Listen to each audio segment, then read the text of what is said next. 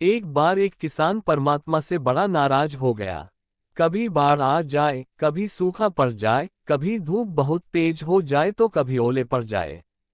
हर बार कुछ ना कुछ कारण से उसकी फसल थोड़ी खराब हो जाती थी।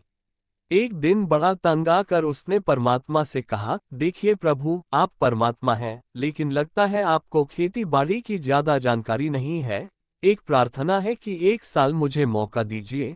जैसा मैं चाहूँ वैसा मौसम हो, फिर आप देखना मैं कैसे अन्न के भंडार भर दूंगा। परमात्मा मुस्कुराए और कहा, ठीक है, जैसा तुम कहोगे वैसा ही मौसम दूंगा, मैं दखल नहीं करूंगा। किसान ने गेहूं की फसल बोई। जब धूप चाहिए तब धूप मिली, जब पानी तब पानी। तेज धूप, ओले, बाढ़, आंधी तो उसने आने ही नहीं दी। समय के साथ फसल बढ़ी और किसान की खुशी भी, क्योंकि ऐसी फसल तो आज तक नहीं हुई थी।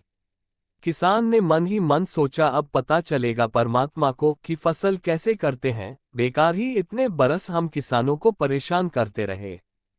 फसल काटने का समय भी आया। किसान बड़े गर्व से फसल काटने गया, लेकिन जैसे ही फसल काटने लगा, एकदम से छाती पर हाथ रखकर बैठ गया।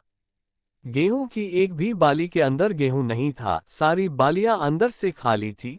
बड़ा दुखी होकर उसने परमात्मा से कहा, प्रभु ये क्या हुआ? तब परमात्मा बोले, ये तो होना ही था, तुमने पौधों को संघर्ष का जरा सा भी मौका नहीं दिया।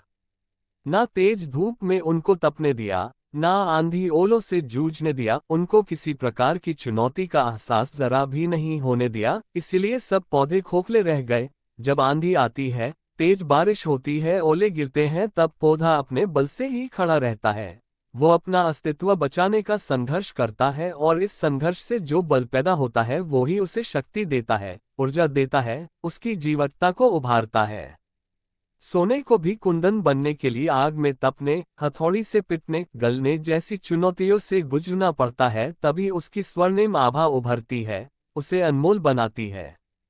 उसी तरह जिंदगी में भी अगर संघर्ष ना हो, चुनौती ना हो तो आदमी खोखला ही रह जाता है, उसके अंदर कोई गुण नहीं आ पाता। ये चुनौतियां ही हैं जो आदमी रूपी तलवार को धार देती हैं, उसे सशक्त और प्रखर बनाती हैं। अगर प्रतिभाशाली बनना है तो चुनौतियां तो स्वीकार करनी ही पड़ेंगी, अन्यथा हम खोखले ही रह जाएंगे। अगर जिंदगी में प्रखर बनना है, प्रतिभाशाली बनना है, तो संघर्ष और चुनौतियों का सामना तो करना ही पड़ेगा।